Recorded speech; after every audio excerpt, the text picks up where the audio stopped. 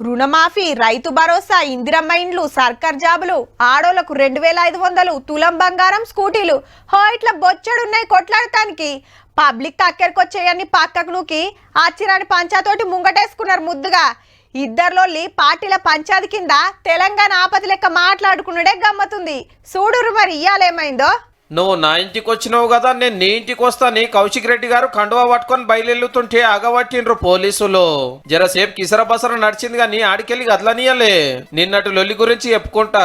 మళ్ళా ఇంతకి నువ్వు వచ్చి చేసింది ఏముందిరా భయ్ అంటే, ఆడికొచ్చి నన్నేమైనా టచ్ చేసినావా, నా ఇంటికి కూడా టచ్ చేయలేకపోయినా. ఇటువంటి సన్నాసులు పెట్టుకొని మనం అధికారం కోల్పోయాం.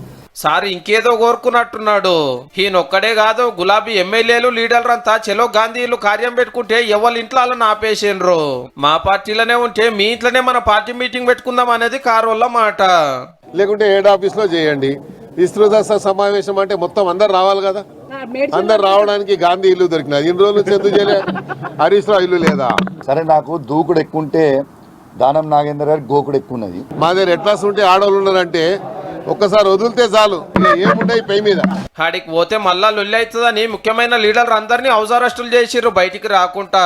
హరీష్ రావు సార్ వస్తుంటే రానియలే. రాత్రి గడ్బర్ల భుజానికి దెబ్బ దాకింది. దవాఖానకు పోతాంటే పోలీసులే దగ్గరుండి దోల్కపోయి టెస్టులు చేయించుకున్నాక మళ్ళా ఇంటికి తీసుకొచ్చిండ్రు. ఎన్ని రాళ్ళు విసిరితో విసురు, ఆ రాళ్లే రేపు మళ్ళీ బీఆర్ఎస్ ప్రభుత్వం రావడానికి పునాది రాళ్లుగా మారుతాయి. రేవంత్ రెడ్డి తెలంగాణ ప్రజలు తప్పకుండా సమయం వచ్చినప్పుడు మీ ప్రభుత్వానికి సమాధి కడతారు. శిఖండి రాజకీయాలకు హరీష్ రావు గారు, కల్వకుంట్ల కుటుంబం పెట్టిన పేరు. ఇటు శిఖండి రాజకీయాలు చేసుకుంటూ అటు శకుని పాత్ర పోషిస్తా ఉన్నాడు ముఖ్యంగా హరీష్ రావు. అటు ఆ పార్టీ వాళ్ళు ఇటు ఈ పార్టీ వాళ్ళు వాళ్ళ నీళ్లు ఇలా నాళ్ళనుడే నడిచింది పొద్దుందాకా. ఆడాడ రోడ్ల మీదకి వచ్చిన కార్యకర్తలను స్టేషన్ కు పట్టుకుపోయారు పోలీసులు. బీఆర్ఎస్ ఎమ్మెల్యే చీరలు గాజులు చూపించుకుంటూ ఆడోళ్ళని చిన్నతనం చేసిండు, యాక్షన్ తీసుకోవాలని స్పీకర్ సార్ కు కంప్లైంట్ చేసిరు కాంగ్రెస్ లేడీ లీడర్లు. ఓ దిక్కు గణేష్ పండుగ జరుగుతున్నాయి, అలా గీలోలు లేని పబ్లిక్ నాగం పట్టిస్తే ఊకునే ముచ్చటే లేదని డీజీపీ సార్ గట్టిగానే వార్నింగ్ ఇచ్చిండు.